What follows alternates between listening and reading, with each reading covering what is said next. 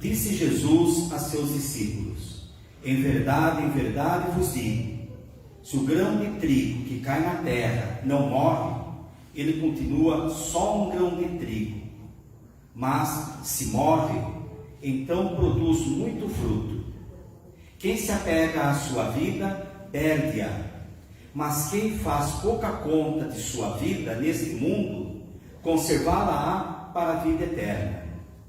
Se alguém me quer servir, siga-me, e onde eu estou, estará também o meu servo. Se alguém me serve, meu Pai o honrará. Palavra da salvação. Glória a vós, Senhor.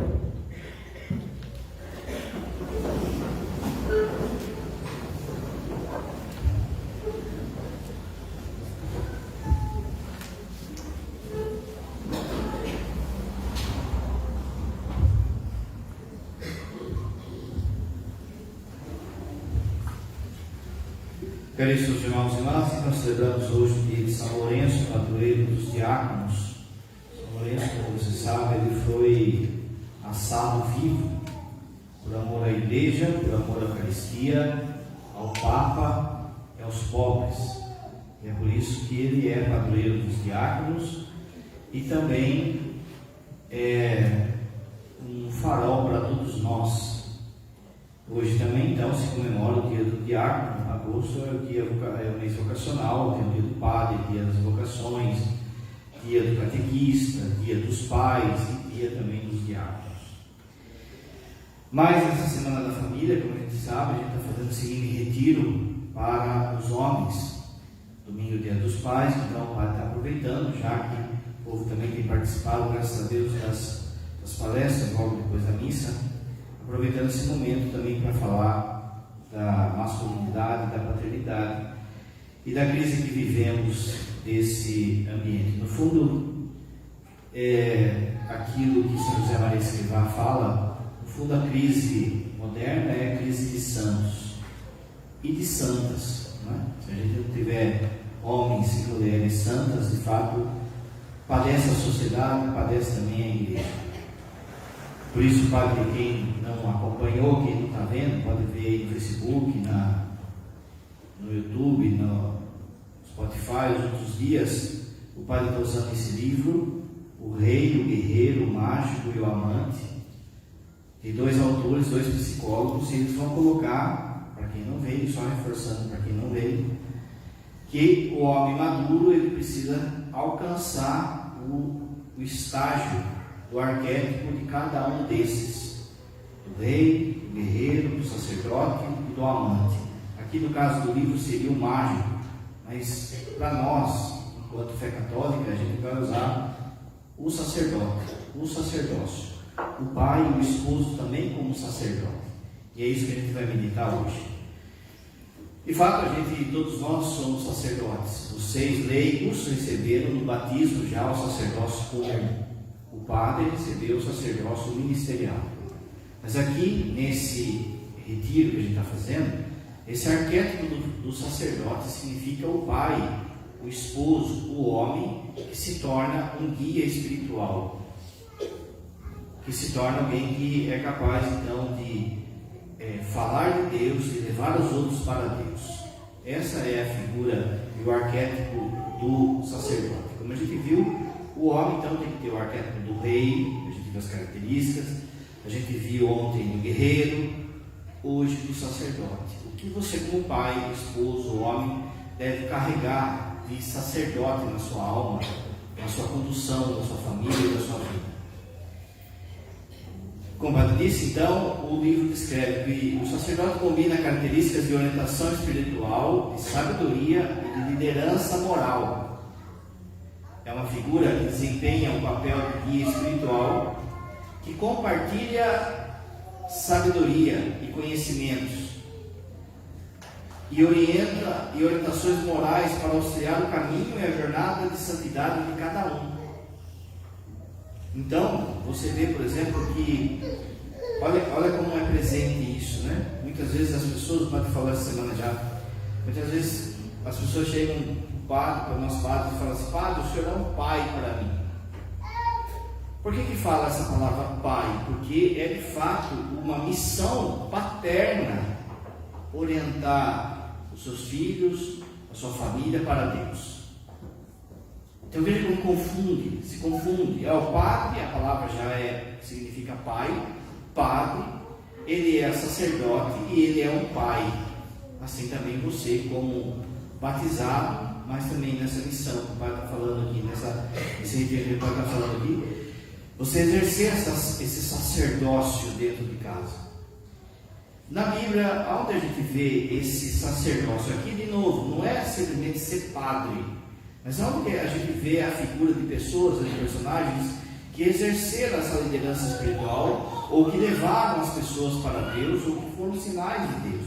Lógico, são inúmeros, mas o padre colocou aqui alguns. Melquisedeque, não é? Então é sacerdote, segundo a ordem de Melquisedeque. É interessante que Melquisedeque também era rei.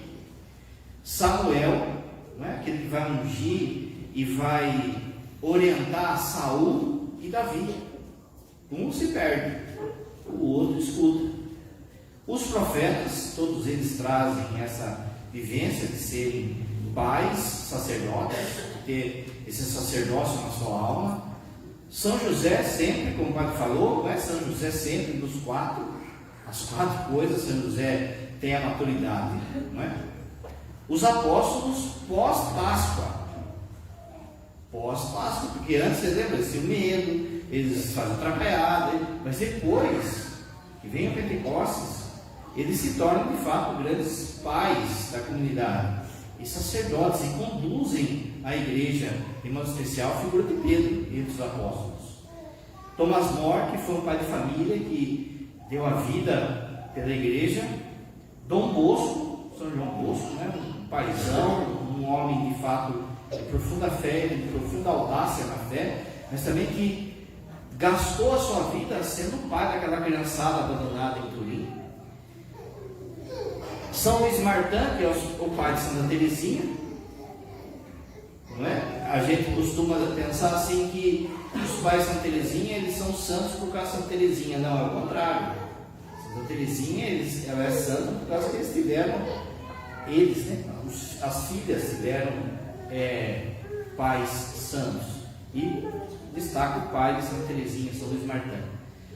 E o Papa Bento XVI também, você vê isso nele, essa paternidade sacerdotal, no seu gesto, na sua simplicidade, mas no profundo silêncio, mas ao mesmo tempo nas palavras que ele fala, assim, na profundidade que ele fala. Para exemplificar também, como o Padre tem falado, também a gente pode encontrar essa figura no cinema, personagens do cinema. O Gandalf, lá do Senhor dos Anéis, que é aquele que conduz o Frodo. Quem assistiu A Vida é Bela vai lembrar do pai, que ali no campo de concentração ele vai conduzindo o menininho, de forma que vai fazendo com que o menininho sonhe para ganhar um tanque de guerra. E aquilo faz com que o menininho atravesse tudo aquilo e nem perceba, só depois de adulto que ele vai perceber aonde ele estava ali e o que o pai fez. Tem um filme também que chama Interstellar, também, ali tem a figura do pai, é um filme muito paternal, um filme que fala bastante assim de Deus Pai. Quem não conhece, vale a pena. Existe um filme também chamado A Missão, que mostra o caminho dos jesuítas para evangelizar o Brasil, o Paraguai, a dificuldade que era. E ali tem um padre que se chama Padre Gabriel, e ele conduz e ensina os índios ao catecismo, a cantar. Então ali é uma figura assim bem parecida com São José Lecheiro. E tem também o padre do filme Exorcista, né? Que também exerce o sacerdócio como? Ali, no tete-a-tete contra coisa ruim, né? Esse também é uma figura paternal. Esse também é uma figura do sacerdote que deve defender a sua família, não só materialmente, não só socialmente, mas também espiritualmente. É um sacerdócio que foi dado para você que é pai. Não é à toa, gente, que seus filhos pedem bênção para você que é pai e mãe, porque há uma marca na sua alma dessa presença de Deus. Como o padre falou também esses dias, São Tomás, aqui a gente se baseia, ele disse que a virtude está no meio, lembra? Já falou. Se você come demais, é pecado. Se você não come, também é pecado. Então há a figura do sacerdote, o pai sacerdote, o pai sábio, que leva as pessoas a Deus. Há o exagero dessa figura e a falta dessa figura. E aí vai dar a imaturidade que nós homens padecemos nos dias de hoje. Então, primeiro, sempre começando com o exagero. Quando há um exagero dessa figura, entre aspas, sacerdotal, quando ela está desregulada para o máximo, vai dar aquilo que se chama de um xamã cínico. O que é um xamã? Xamã é um tipo de pajé, é um tipo de bruxo, de mágico dos índios ou dos povos indígenas. É um pajé. Veja a diferença do sacerdote. O sacerdote oferece um culto devido a Deus, e o xamã ou o pajé, que distorce a espiritualidade, distorce as coisas de Deus e, além de tudo, usa de cinismo. Ele é cínico. Por quê? Vamos ver. Esse homem ou esse pai, ele exibe comportamentos e atitudes de manipulação, manipula as pessoas por conta da mística que é a paternidade. Ele vai manipulando as pessoas, ele engana as pessoas, ele é insincero, é mentiroso em relação à prática cotidiana e à prática espiritual. Aqui a mentira não é só falar mentira, mas, por exemplo, aquilo que ele vive espiritualmente é uma mentira. Frases do tipo: eu não vou na igreja porque não precisa, eu rezo em casa. Ou ele não conduz a sua família para Deus, ele não conduz a sua família a viver a santidade. Esse é um xamã cínico. Ele usa de cinismo ainda para justificar os seus erros.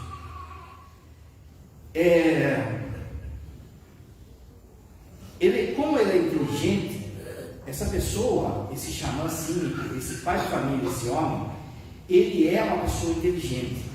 Então ele usa dessa inteligência dele, desse meio dele, para enganar a pessoa, para enganar as pessoas. Ele é, por vezes, um ilusionista. Você vai lembrar, por exemplo, na figura de Moisés, quando Moisés vai falar com o faraó, e aí Moisés transforma a água do rio Nilo em sangue. Você se lembra que alguns mágicos apareceram ali com uma bacia e fizeram um tipo de truque, de mágica, para que o faraó achasse que eles também poderiam transformar a água em sangue. Mas no fundo era uma mágica, era um truque. Assim é esse pai. Ele engana, ele mente, ele disfarça, ele não leva as pessoas de fato ao culto verdadeiro. E como ele é inteligente, ele usa disso.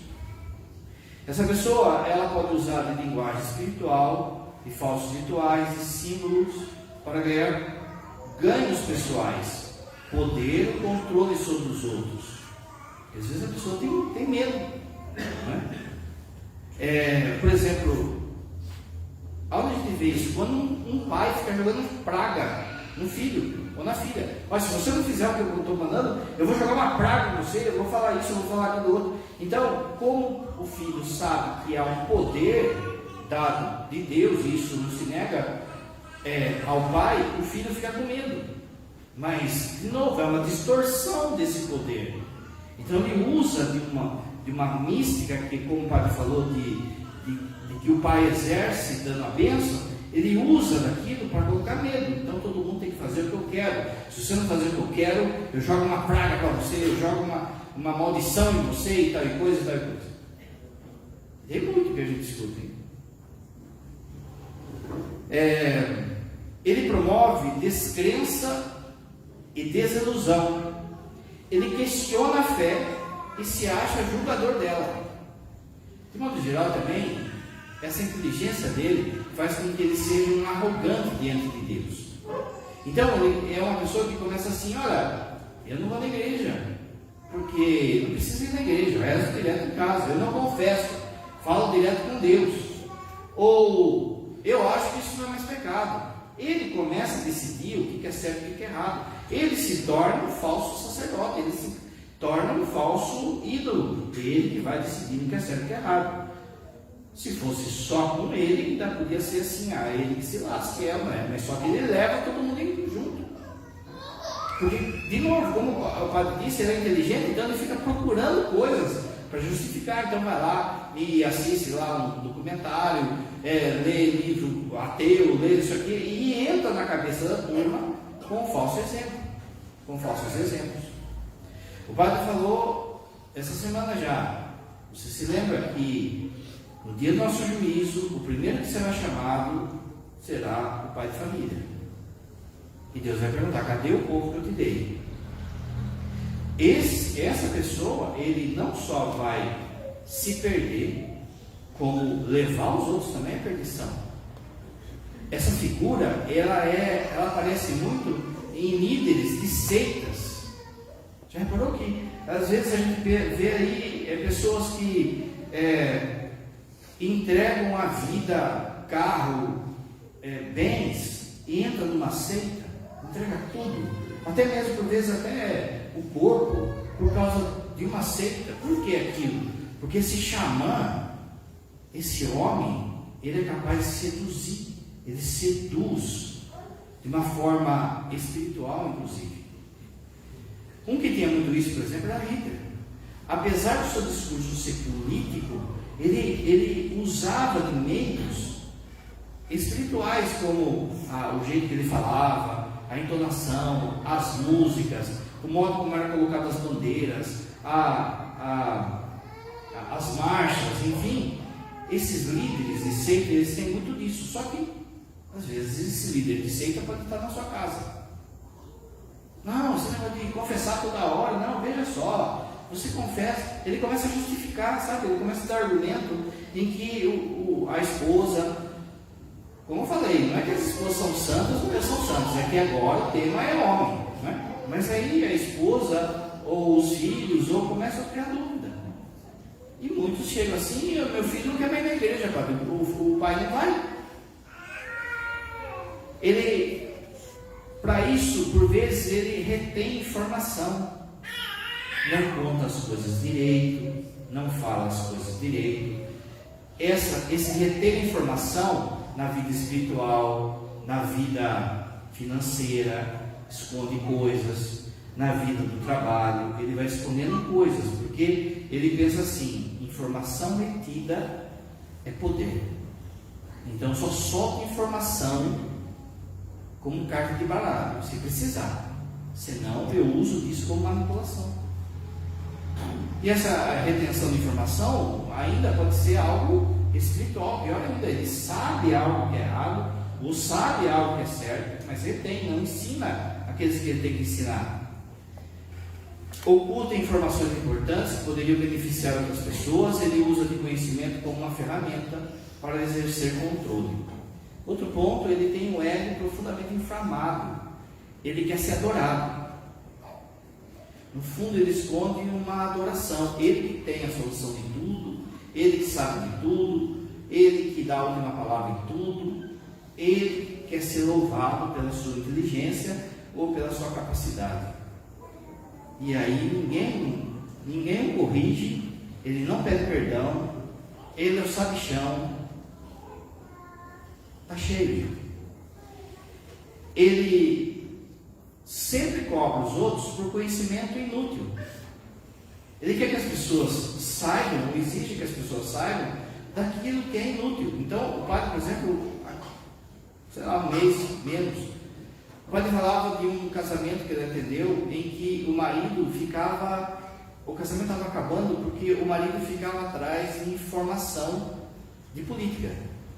Ele chegava em casa, era política, e não tinha espaço para os filhos, não tinha espaço para a esposa. De alguma forma, é isso aqui que o pai está falando, um conhecimento inútil, que pode ser futebol, que pode ser a política, que pode ser algo do trabalho, que pode ser o passarinho. Ele sabe de todo tipo de passarinho.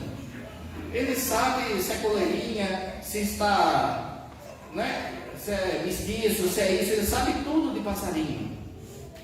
E aí, às vezes, ele ensina até o seu filho a isso. Ensina as pessoas da sua casa a isso. Mas é inútil, porque ele não ensina a palavra. Não ensina as coisas de Deus. Não ensina, então vai servir para quê? Mas é um modo de manipular. Porque nos passarinhos, nas minhas gaiolas, sou eu que mando. E aí pode ser um carro. Pode ser a malícia. Olha, meu filho, eu vou ensinar você como é que ganha dinheiro. Como é que se conquista as mulheres. Como é que se... Entende? É o sabichão, mas que ensina para o mal. Desencoraja a independência das pessoas. Ele é o xamã, ele quer ser adorado, então ele não quer que as pessoas elas abram mão dela. Veja, a gente como padre, a gente tem que, não pode causar dependentes da gente. Você sabe, né? Comigo, com o Padre Hélio, vira e mexe, vem as pessoas de Salto, de Jundiaí, de Itu, e, não é? Não tem problema em visitar, não tem problema em ir lá participar, mas não sou eu o salvador deles. Um dia eu fui embora de lá, um dia eu vou embora daqui. Vocês vão poder visitar, vão poder ir lá nos cursos que o padre fizer, vão poder, mas veja, eu não posso atrelar vocês a mim de tal forma que vire seguidores, que vire o povo do Padre Néia. Não, o povo é de Deus, não é?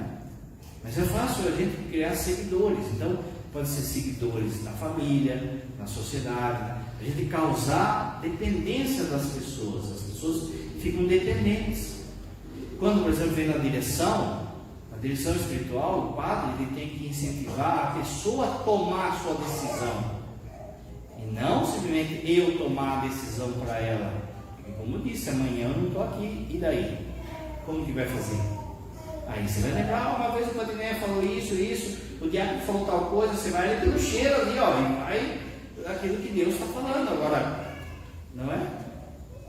Vamos supor que isso já vai acontecer, gente. Vamos supor que vocês aí viram seguidores do Padre Néia. De repente o Padre Néia aí pega e monta uma igreja. E aí?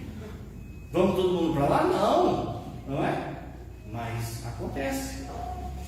Causa seguidores. Esses seguidores, de novo, pode ser dentro de casa, no serviço, ele manipula isso, entende? Ele manipula de tal jeito. Por exemplo, numa reunião, está lá todo mundo reunido, dando palpite, ele está quieto, porque ele está esperando ser consultado.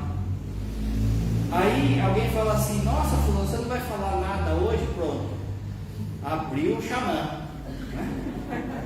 Abriu o livro da sabedoria. Olha, o que vocês estão falando é muito bonito. Ele elogia, ele papariga tudo. O que vocês estão falando é muito bonito, tal e coisa. Mas, deixa eu falar um negócio. Aí ele ilumina tudo. Que demais, cara. É um embusteiro, é um mentiroso. Ele usa de sofisma. Por isso que ele engana. O que é um sofisma? É um discurso bonito, mas que não passa na peneira da verdade. Minimiza a importância do conhecimento do outro. O padre disse nessa reunião, ele fala assim: olha, tá certo, vocês estão falando isso, tal e coisa, mas eu que fiz teologia, eu que estou na 7ª morada, vocês não, vocês estão começando ainda, viu? Sabe, ele minimiza. Se agora tem gente que ele desvaloriza o feito do outro, espiritualmente inclusive. Alguém vem contar um caminho espiritual que a pessoa está, o outro fala assim: não, meu irmão, fica gélio, isso aí eu já passei, eu sei como é, fica na sua, você vai ver, isso aí é fácil, eu que estou passando uma aprovação grande, agora você não. Ele desvaloriza o outro, desvaloriza os feitos e desvaloriza o conhecimento do outro. Isso não é sacerdócio, não é? Usa de técnica de manipulação. E aqui, gente, às vezes a manipulação ela pode ser um curso que ele faz, Olha só, muita gente, essa é coisa de coach. Olha lá. Não é? Porque muita gente fica falando assim, você pode, você consegue, você é isso, você é aquilo outro. Daqui a pouco o cara vai embora, vai de Fusca embora. Vai de Brasília. Aí você pensa assim, meu, se você pode, você consegue, por que o cara está com Brasília ainda, não é? Por que o cara está milionário? Não é? Sabe? Mas aí a pessoa começa a fazer, e procura na internet, no YouTube, que no YouTube tem tutorial para tudo, mãe? Desde fazer comida até 10 maneiras de conquistar uma mulher. Toma banho. Pentei o seu cabelo. Mas o cara fala de tal jeito ali que fala, nossa, não é que é mesmo? Tem que tomar banho? Né? Ou então assim, de ficar rico, a pessoa ela engana com atalhos. E usa de técnicas, às vezes, de marketing, sabe? Olha, gente, toma cuidado, viu? Por aí a gente escuta assim, olha, sabe o que você faz com um grupo de pessoas? Você faz que as pessoas, elas tomem a decisão que você quer que elas tomem. Você conduz ela de tal forma. Meu, isso é enganação, é engano. Quem faz isso é o diabo. Entende? Você seduz de tal forma a tropa, as pessoas, que sabe aquela coisa de pirâmide? É assim como que as pessoas entram em pirâmide por causa do sedutor. Tem um sedutor ali, tem um xamã ali, não é? Olha, Abraham Wesley, ele não tinha uma bicicleta, e aí ele entrou no nosso conjunto de vendas online, não é assim? E em 3 meses ele comprou um carro. Em 6 meses ele virou. Você fala, meu, que da hora. Não é? Você arranca o dinheiro, fala, pega meu dinheiro. Manipula. Engasa as pessoas de tal forma que ele engana, sabe? A mulher apanha do marido está com ele. Porque, eu vou mudar, é a última vez que eu te traio. Não é só dessa 7ª vez, dessa vez eu vou deixar, eu não aguento, a carne é fraca, não sei o que, ajude-me, por favor. Pronto, já ganhou.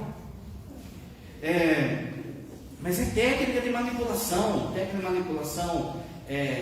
psíquica, emocional, sabe? E a turma cai. Hostilidade disfarçada. Por trás de uma fachada de inocência, esconde a habilidade em ser hostil. O que significa isso? Aquele cara que fala manso, mas joga o veneno. Ele vai aqui no pé do ouvido de um, aqui do canto, que joga o veneno aqui. Depois ele joga o veneno lá. Uma hora vai encontrar o veneno, está feito o negócio. Entende? Ele é dissimulado. Como o padre falou, ele é uma pessoa inteligente. Então ele usa de informação, usa de manipulação, usa de segredinho, usa de técnica, e vai falando doce, e vai não sei o quê, e assim, sabe, começa assim elogiando, olha, não sei o quê, nossa empresa, o que seria sem você, tal coisa. O padre falou do marido, né? Olha, o que seria sem você, se você não existisse, tal coisa. Então por que você não vive a fidelidade? Manipulação, entende? E ele usa de uma hostilidade disfarçada, falando veneno assim no canto, no pé do ouvido, mas no fundo ele está sendo hostil, ele está às vezes espalhando divisão, espalhando discórdia, às vezes é pelo zap, está no grupo de família, aí sai alguma coisa ali, e aí ele chama a outra no particular, e aí vira o particular do particular. Vira o particular. E ele está sabendo de tudo. Então, na hora que ele quer, ele só faz ciclo abdominal.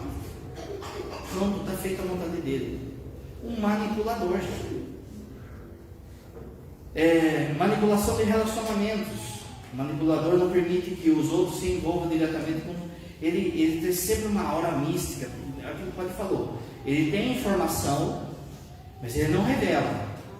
Ele também não revela a informação dele, as fraquezas dele, as coisas dele, para que as pessoas, ele percebe que ele manipula as pessoas, então ele não quer que ele seja manipulado, então ele esconde a fraqueza, como o padre falou, não sabe pedir perdão, não sabe recuar, não sabe falar errei, e quando fala, é falso, chora, até chora, faz um drama.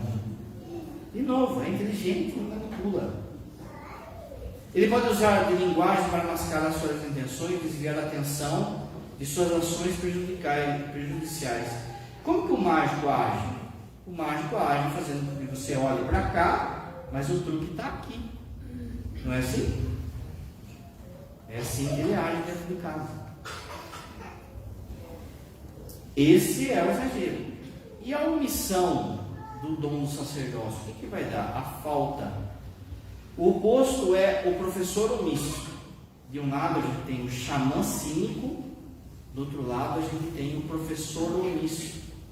Como o padre falou, o homem ele tem uma missão de ensinar, de levar para o bom caminho, de exercer o sacerdócio. Se ele exagera, ele manipula. Se ele não exerce, ele é um professor omisso. Quem que nunca teve um professor omisso? Não é? Falta da aula, não está nem aí com os alunos, todo mundo faz bagunça, ninguém aprende. Ninguém aprende. Descreve um educador que fala em cumprir sua responsabilidade de ensino. É o pai de família que não quer ensinar, não quer saber, é ausente, não está nem aí, não se preocupa em dar orientação, em ensinar para a vida e para a santidade. Ele tem falta de comprometimento com a própria família, com a própria casa. Olha só, lembra ontem do guerreiro que era capaz de dar a vida para sua família? Esse aqui não tem comprometimento nenhum. Muitas e muitas vezes sobra tudo para a esposa, sobra tudo para a mãe. Falta de engajamento e atenção, sabe? Está vendo ali, sei lá, está vendo o leite fervendo, mas não é minha missão, é da minha esposa. Larga lá, fica lá. Você não viu? Não é minha missão essa. Como assim, gente? Lembra que o diácono falou no primeiro dia? Acho que foi, não foi? Segundo dia? É o mesmo time, mas não tem atenção, não, sabe? Vou falar, posso falar? Às vezes na paróquia tem muito disso, viu, gente? Está vendo que o microfone está falhando, ninguém faz nada. Está vendo que uma luz está queimada, está vendo? Está faltando atenção. Está faltando atenção. Ontem o padre falava do guerreiro, lembra? O guerreiro ele é vigilante. Ele entra num lugar assim, ó, ele como pai, ele já escaneia tudo assim, ó. Já tem uma visão periférica das coisas. E já percebe às vezes. Aqui também. O pai, ele tem que ter esse escanear a casa, escanear as coisas, olhar com sabedoria as coisas. Mas outra coisa está faltando, outra coisa está precisando, outra coisa. Não, ele não se importa, ele não é comigo, sabe? Por muitas vezes, veja, algo que fica lá na casa para resolver, e fica para depois, e não resolve. É ausente, não é? Está no bar, está no futebol, está no sofá, está no videogame, é ausente. É uma múmia em casa, sabe? Está lá de corpo só. Às vezes nem de corpo está. Preguiçoso. Preguiça. Mas já trabalhei, já não sei o que trabalhou, porque tem que trabalhar, não é? Porque hoje em dia tem gente até que nem trabalhar está querendo. Quer viver de rolo, sabe aquele pai que você vive de rolo? Fica o dia inteiro de short, sem camisa. E fica lá com a gaiola o dia inteiro assim, Ei, meu irmão, tá difícil, né? Não tem trabalho, né? Tá difícil. Aí você fala assim, viu, lá na palavra tá pegando lá, a gente para concretar uma laje. Ei, sabe o que é? Eu estroquei meu dedo aqui, ó. Paga pouco, porque eu fiz 3 faculdades, não trabalhava de servente. Tem dia, meu irmão, que você vai ter que descarregar a telha com 4 diplomas aí na costa. Vai chegar o dia disso. Com a graça de Deus vai chegar esse dia. Porque eu sei que com 4 diplomas vai ter que fazer concreto, descarregar telha. Porque aquilo que o padre falou, já tem falado, a gente precisa se acostumar a viver de pouco, porque a coisa vai pegar.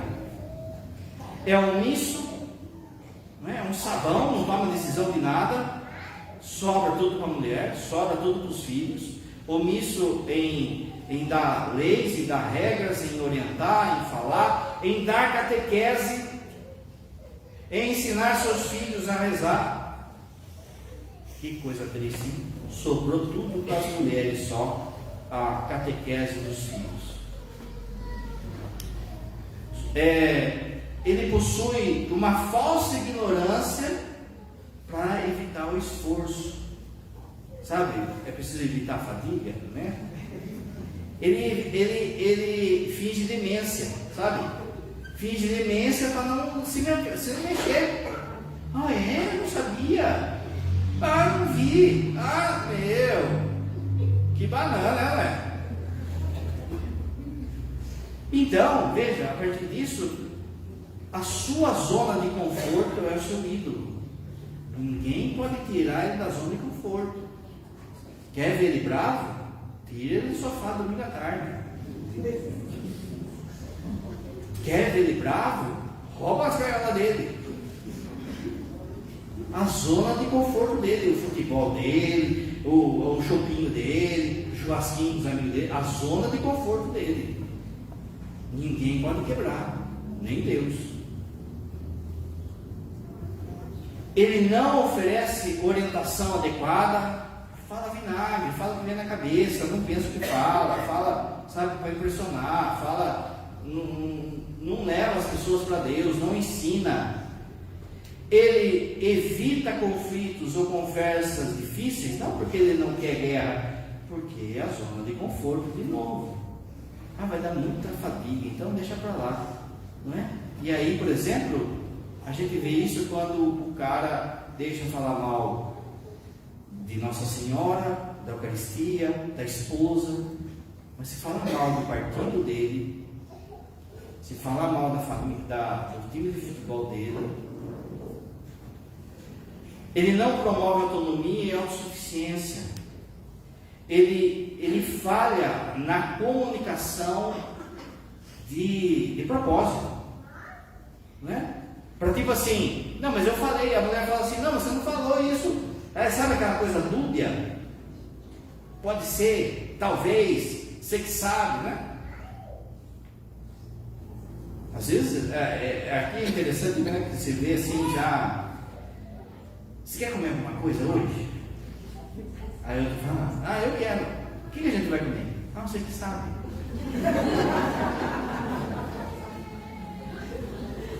Mas fala o que você quer. Aí a mulher fala assim, não quero isso. Tá bom, então chega no acordo, né? Mas aí a mulher fala, então vamos comer tal coisa. Isso aí eu não quero. Fica assim, sabe? Você que sabe. Vai você. Quer ver uma coisa? Onde aparece essa pessoa? Vai no PAN agora lá. Você vai ver sempre um cara doente com uma mulher do lado. E quando vai no médico, aí é a mulher que explica para o médico. E às vezes é coisa de homem, sabe? Eu não sei, o doutor, ele está aí com o canário dele também. A mulher que tem que falar do médico, gente. Ele foge da responsabilidade de ensino, não ensina ninguém, não oferece conhecimento para as pessoas, e ele tem um distanciamento cínico, sabe? Ele fica à distância, observando, vendo. Não, deixa para lá. Muito bem, como que a gente deve exercer o sacerdócio como homem? O sacerdócio como homem, na paternidade e masculinidade, é aquele que combina a sabedoria e a sabedoria divina e as características de orientação espiritual. Que não adianta você ter o conhecimento e não passar. Ou seja, você tem que escutar a Deus. Olha São José de novo. Escutar a Deus e orientar, e passar, e exercer esse sacerdócio. liderança é uma figura que desempenha papel de guia espiritual, compartilhando seus conhecimentos. Ele tem devoção espiritual, a correta, lembra? Não é o mágico, não é o xamã, não é também aquele que não está nem aí, não vai na igreja, não se importa com nada. Não, ele é um guia espiritual, o sacerdote. Veja só, olha qual a figura do padre. O padre tem que ser o pai espiritual daquela comunidade. O pai tem que ser essa figura. Olha para os nossos pais, para os nossos avós, o respeito que eles tinham com as coisas sagradas, com o terço, com a Virgem Maria, com a Nossa Senhora Aparecida. Há uma presença espiritual ali, uma devoção espiritual profunda e conexão com o sagrado. O pai tem que, abra seu ouvido, tem que ser espelho de Deus Pai. Santo Inácio de Loyola fala que muito do afastamento nosso em relação a Deus Pai é por causa do mau exemplo dos nossos pais. Que a figura de fato de um Pai Santo cura a imagem de Deus Pai. Ele fala assim: se você tem um pai, por exemplo, ou teve um pai que foi assim, austero, grosso, você pode projetar isso em Deus Pai lá em cima e achar que Deus Pai também está louco para mandar um raio na sua cabeça para te punir. Se você tem um pai bonachão, você pode achar também que Deus Pai também é assim. Então veja o quanto que é importante você exercer esse sacerdócio paternal, masculino na sua vida, para manifestar a figura de Deus Pai. Liderança espiritual, ele não fica esperando a mulher mandar, tem que rezar, tem que ir na missa. Ele toma a atitude. O padre não falou isso no dia do rei, no dia do guerreiro, que ele tem que ser proativo, ele tem que tomar atitude das coisas, ele tem que escutar Deus, Na vida espiritual também é você, homem, para de terceirizar isso para sua mulher. Vamos rezar. Mas cadê? Sobra só para ela? Ou então vem com desculpinha, mas espera aí, só mais 5 minutos. O intervalo, o jogo, eu não sei o que. Esses 5 minutos está lá, o bichão com a boca aberta, roncando já, ele não vai rezar mesmo. Estudo e ensino. Você, pai, tem que ser a sabedoria de Deus lá em casa. Não sabe abrir a Bíblia, não sabe dar uma palavra, sabe? Eu lembro aquela vez que Jesus curou Moisés. Sabe, umas coisas assim, sabe? Como está escrito lá na Bíblia, sabe? É preciso ensinar a pescar, não sei o que. Onde está isso? Começa a falar frases aí soltas, sabe? Sabe, Santo Agostinho falou uma vez: eu não sou dono do mundo, mas sou filho do dono. É frase de caminhão, cara. Sabedoria, sabe? Os seus filhos, meu pai é sábio, meu pai vai ter uma palavra. Como o padre falou, olha para a vida dos sacerdotes. Quando você vem na direção, o padre às vezes dá uma palavra para você, dá uma luz para você, nossa, padre, o senhor é meu pai. O senhor está sendo meu pai aqui. Veja, isso aí era para as pessoas terem em casa. Em você, homem, em você, pai. Compaixão e aconselhamento. Ter o coração do que sofre. Meus irmãos, como que começou essa coisa de dar comida de pobre, dos pobres na minha vida? Meu pai tem um servente de pedreiro, meu pai é pedreiro. Meu pai tem um servente de pedreiro que ele não tinha casa, tinha caído na rua, tinha aquela coisa toda. E aí meu pai deu um emprego para ele. E ele começou a trabalhar. E aí a gente morava de aluguel e estava fazendo a casa que a gente morou até pouco tempo. E aí meu pai falou assim: então você vai morando lá enquanto não termina a casa, e daí dá também para você se levantar. Aí todo dia a gente ia levar a janta para ele. Ele não tinha nada. Orientação, ensino. Seu filho está vendo, não é? Quem é que pode falar assim: meu pai tirava a camisa para dar para o pobre? tirava da boca dele para dar para as pessoas. Meu pai, ele era um homem de palavra. Meu pai, olha o quanto o exemplo permanece. E compaixão com as pessoas. A busca pela verdade. A sua família tem que ver que o pai ali, ele busca agradar a Deus e encontrar a verdade que vem de Deus. Não é um mentiroso, não é um mágico, não é um enganador, um ilusionista. Ele busca a verdade.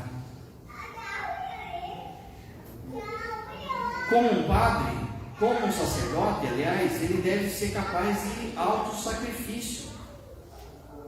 O padre falava no Dia dos Padres que quando a gente que é padre, a gente consagra, o padre fala assim: tomai e comei, isto é o meu corpo entregue por vós. É lógico que é o corpo de Jesus que está sendo entregue para o povo, mas também é o corpo do Padre Enéas que está sendo entregue por vocês, porque eu estou entregando a minha vida para que vocês tenham Eucaristia. O pai sacerdote é assim, é o homem do sacrifício, é o homem do alto sacrifício, que entrega o seu corpo pelo benefício da sua família, o trabalho, o suor, a canseira, a saúde, entrega tudo. E a vida espiritual, essa é a sua missão de pai sacerdotal.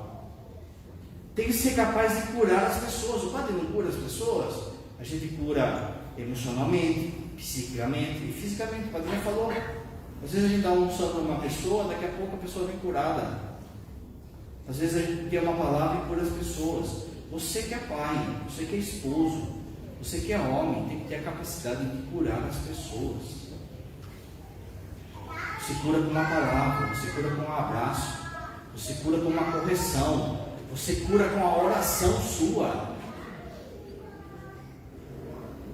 Você que quer viver esse sacerdócio paternal deve ser uma ponte entre Deus e a sua família. O sacerdócio é isso. O que é um sacerdote? É isso, é essa ponte. Você, homem, tem que ser ponte. Mas os nossos homens têm sido ponte do pecado, do desejo, da preguiça. É você. Quando, por exemplo, as pessoas pensam assim, ou deveria ser assim: você que vai na Santa Isabel, quem são as pessoas que primeiro vem na mente? Vamos falar, uma pessoa de fora pergunta para você: quem são as pessoas que vem na mente que são pessoas de Deus? A pessoa deve falar o padre, o diácono, e aí vai citando pessoas. Não é? Mas o certo é falar quem primeiro? O padre, o diácono. Não é assim? Quando as pessoas perguntarem assim, ou olharem para a sua família, quem ali é o primeiro das coisas de Deus? Quem será que é? Lá é a mulher, lá é o filho. Lá não, gente. Tem que ser o pai. Tem que ser. Ele é de uma fé profunda. Não é uma fé ilusória, não é uma fé emocional, não é uma fé assim, se deixa levar pelas emoções ou pelas provações. Uma fé profunda.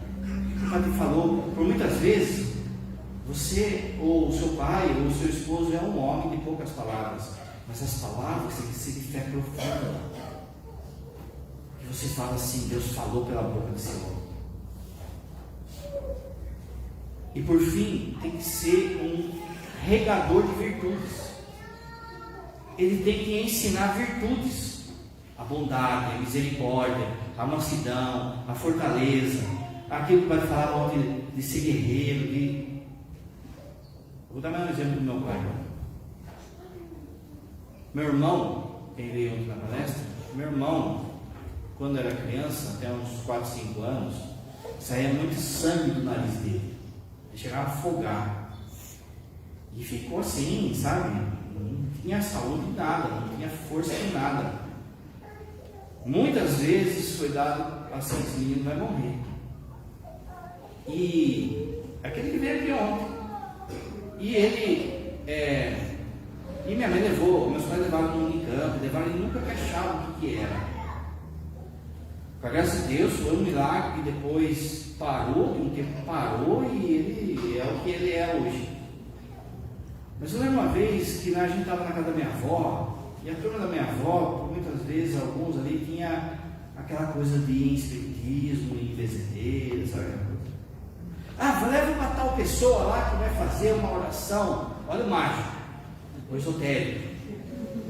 Leva uma tal pessoa, que isso aí é quebrante, é não sei o que, é aquela coisa toda, e vai, e ficar enchendo a cabeça dos meus pais. E a gente ali, eu, minha irmã criança, e meu irmão, né, mais para lá do que para cá. Eu lembro que chegou uma hora ali, ó, que os homens ali, tinham 3, 4 homens ali, não, nós vamos levar, daqui esse moleque nós vamos levar. E meu pai pegou o moleque, pegou meu irmão, pôs no braço e falou assim: eu quero ver se vai ter homem para tirar o meu filho do meu braço. Sacerdote.